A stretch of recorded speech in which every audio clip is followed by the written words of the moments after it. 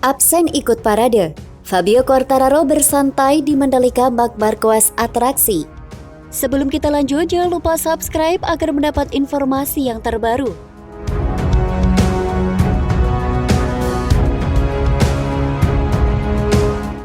Para pembalap MotoGP akan mengikuti parade di Jakarta Rabu 16 Maret 2022.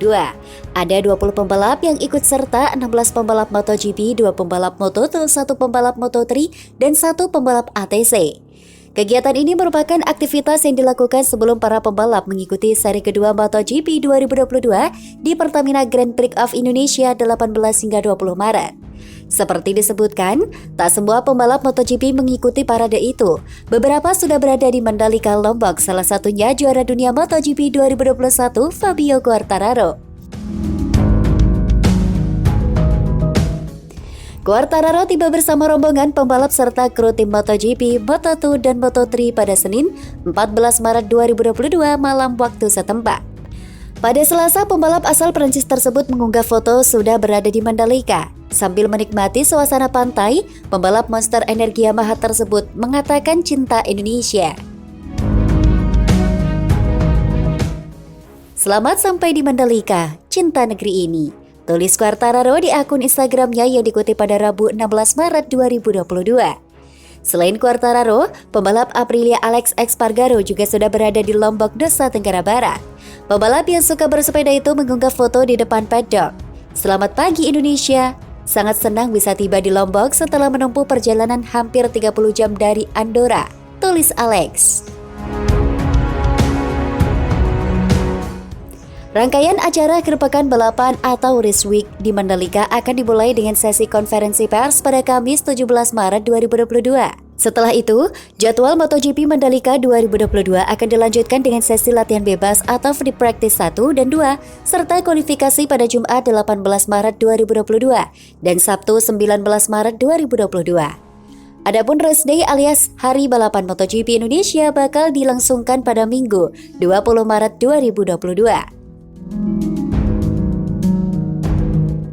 Marc Marquez sempat menunjukkan atraksi dengan sepeda motor miliknya di hadapan penggemar dalam parade MotoGP di Jakarta. Saat melihat banyak penggemar yang ada di sisi jalan, Marquez sempat membuat atraksi dengan membuat ban belakang motor miliknya berkelok-kelok. Marquez juga terlihat sangat bersemangat menjalani parade MotoGP di Jakarta. Marquez terlihat terus tersenyum sejak di Istana Merdeka. Selain itu, sepanjang perjalanan dari Istana Merdeka menuju Bundaran HI, Marquez juga kerap kali melambaikan tangan ke para penggemar. Bukan hanya Marquez yang antusias menjalani parade MotoGP di Jakarta, Pol Espargaro dan Alex Rins juga tak segan-segan melakukan tos dengan para penggemar. Melihat para penggemar begitu memadati ruas jalan, Pol Espargaro lalu mengulurkan tangannya untuk melakukan kontak dengan penggemar.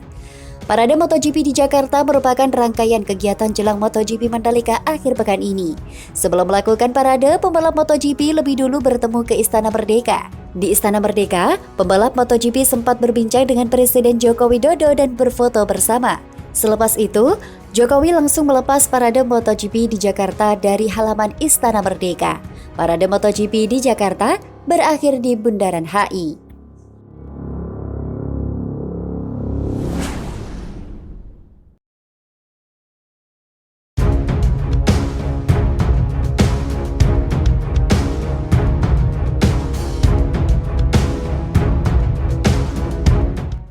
Pembangunan sirkuit Mandalika cepat banget. Pakar asing pun terheran-heran. Sebelum kita lanjut, jangan lupa subscribe agar mendapat informasi yang terbaru.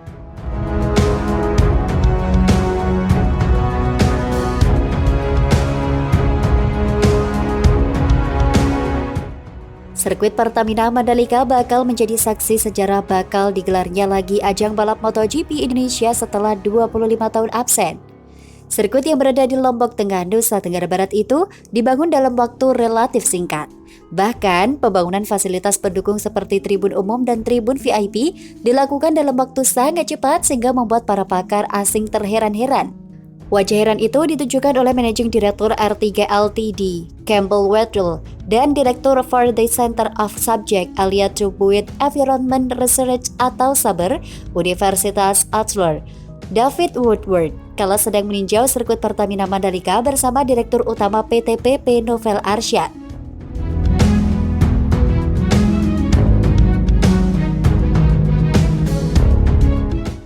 Seperti dilihat di akun Instagram resmi @ptpp_id, awalnya Direktur Utama PT PP Novel Arsyad menjelaskan bahwa fasilitas pendukung sirkuit Mandalika sudah disiapkan semuanya, mulai dari grandstand atau tribun untuk penonton umum, VIP Village, termasuk juga pembangunan fasilitas di Bukit 360 sirkuit Mandalika.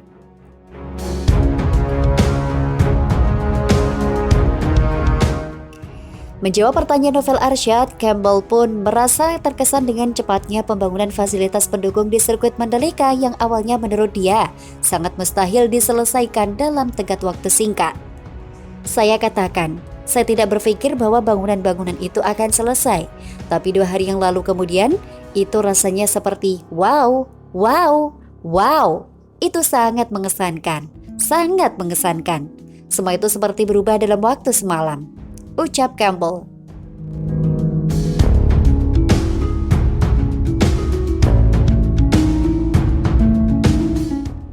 Sebagai informasi, pembangunan sirkuit Pertamina Mandalika bisa dikatakan relatif cepat. Dimulai sejak akhir 2019, pembangunan sirkuit Mandalika terus dikebut di tengah pandemi COVID-19 hingga akhirnya bisa digunakan menggelar balap perdana WSBK dan ATC pada akhir 2021 lalu. Beberapa proyek pembangunan seperti paddock, pit building, dan VIP Village memang dilakukan dengan waktu relatif cepat. Ini semua karena fasilitas-fasilitas tersebut dibangun dengan teknologi modular yang lebih cepat dari teknologi konvensional.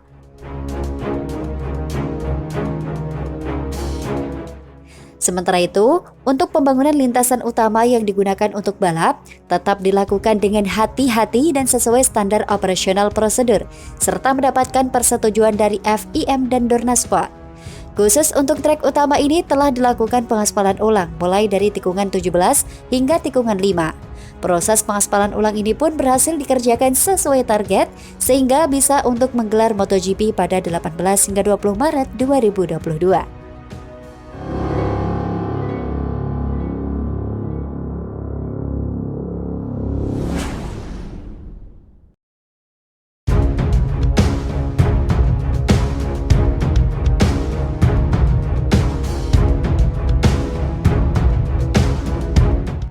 Mengenal race control sirkuit Mandalika, pusat kendali canggih MotoGP Indonesia.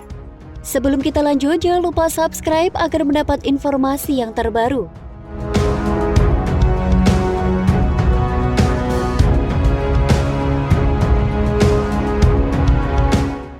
Setiap sirkuit memiliki ruangan race control yang berguna untuk membantu dan mengendalikan jalannya sebuah ajang balapan. Sirkuit Mandalika di Lombok, Nusa Tenggara Barat pun memiliki hal tersebut. Ruang race control sirkuit Mandalika terletak pada lantai 1 gedung utama dari venue bernama resmi Pertamina Mandalika International Street Circuit.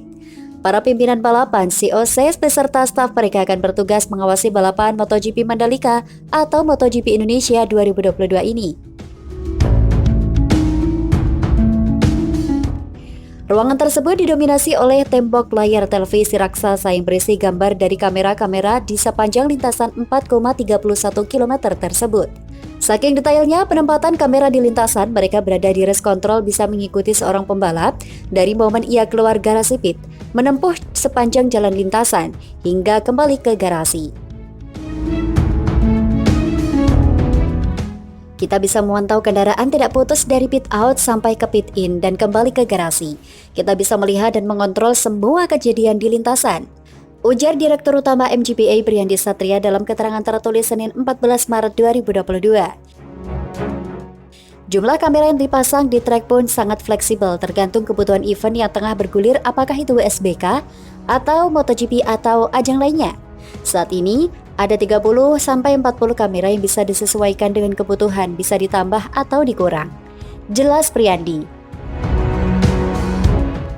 Kamera terletak di sisi luar dan sisi dalam lintasan. Kalau ada kejadian, kamera bisa diputar, rotate, zoom close up secara digital, dan bisa dapat gambar bagus sekali. Lewat race control, pemimpin balapan bisa langsung melakukan ulasan kejadian dengan cepat dan komprehensif berkat teknologi yang tersemat di ruangan tersebut, Kalau ada kejadian misalnya kecelakaan, petugas medis bisa zoom dari jauh apakah ini insiden biasa ataukah cukup parah sehingga butuh lomba diberhentikan, kata Priyandi. Jika memang begitu, dia akan bilang ke pimpinan dan dari sini race control bisa menekan satu tombol digital flag dan bendera merah bisa keluar dari sisi lintasan. Para pimpinan lomba, pimpinan marshal, pimpinan medis pun bisa saling berkomunikasi dengan anggotanya di lapangan. Mereka memiliki 2 handy talkie yang punya fungsi berbeda.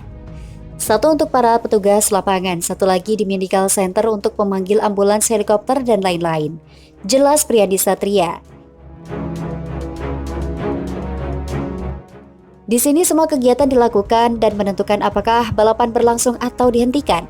Tuturnya melanjutkan. Priyandi pun mengatakan, ruang race control telah berfungsi optimal sejak balapan WSBK dan tes pramusim.